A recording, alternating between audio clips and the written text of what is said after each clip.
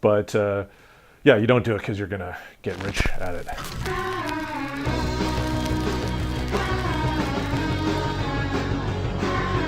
Rice!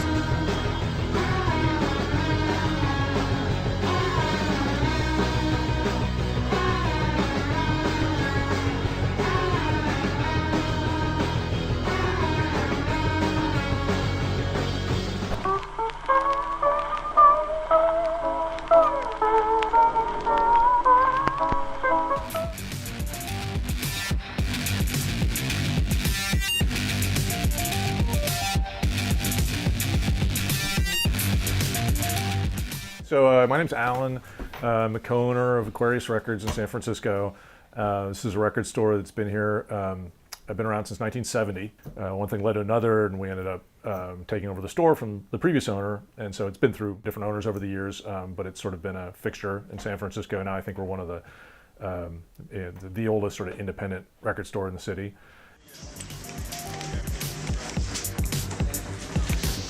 Yeah, cool, keep going. A record store is, on some levels, one of the best jobs I can imagine having. The people are cool, the managers are cool, there's definitely a sense of camaraderie. I think running a record store now is definitely a tough business. It seems like you have to have something that sets you apart.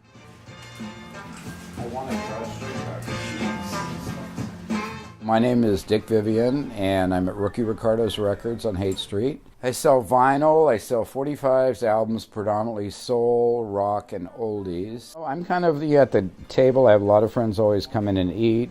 I mean, I'm kind of like a little community clubhouse.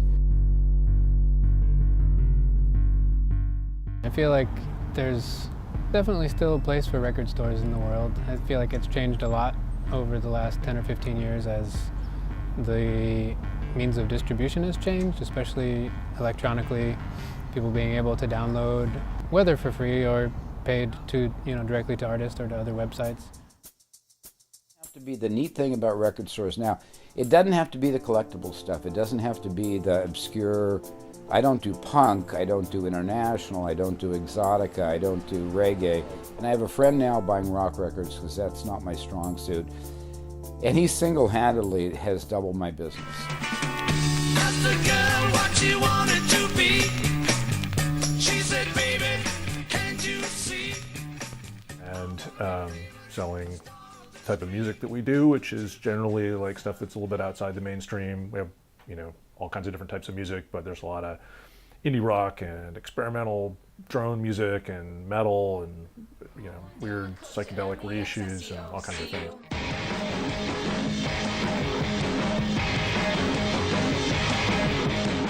Particularly with a store like ours, where really it's about having a lot of stuff you couldn't find other places that easily.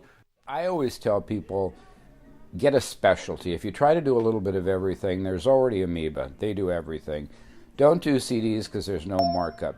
A used record shop is the way to go because you can mark it up. You pay a couple of bucks for a record, sell it for 10 for the convenience of the people. But if you try to be a store like Amoeba, it's like you'll fail. It's sort of interesting for us because we do both the mail order sales, and we of course have a brick and mortar store where we're selling stuff in the shop. We've been doing mail orders since pretty much when I started working here, and so we have a website that has like thousands upon thousands of reviews, and so yeah, we get a lot of the business is through the mail order.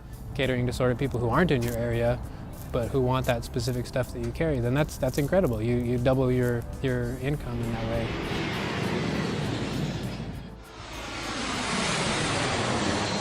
The other real key to having a successful record shop is you have a whole bunch of listening stations because people want to try it out. That way I don't have returns, I don't have to guarantee anything, they get to play whatever they want, and if they don't like the way it sounds, they don't buy it. What we do is we write about the music and have an email list that goes out and a website with our reviews on it and sound samples and everything. And in the store, we've got tags that we print up with our reviews on almost most of the stuff that we have. And I think one thing too that's very important to both bands and to the record stores is doing in-store performances with bands.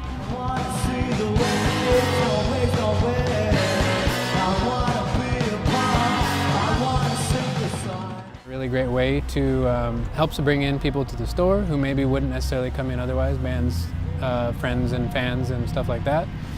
And it's especially, I think, helpful for the bands because a lot of times they're coming into a store and maybe they're playing to, 30 or 50 of their friends, but there's also 20 or 30 people who wouldn't have heard of them or seen them otherwise who get a chance to do that. We're going to be around for a while. We've been around for over 40 years, so I think we've got a few more years left in us, but there'll be changes. And like I said, there's all these new stores opening up, and I'm sure some of them will be around for a while too, and some won't. I think there's always going to be people who want the physical, hard copy of the record they like, whether it's going to be a CD or an LP or whatever. I don't want all my music just to be, on my hard drive.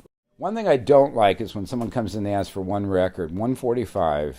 This is a golden opportunity to discover. And you're not going to discover if you don't listen.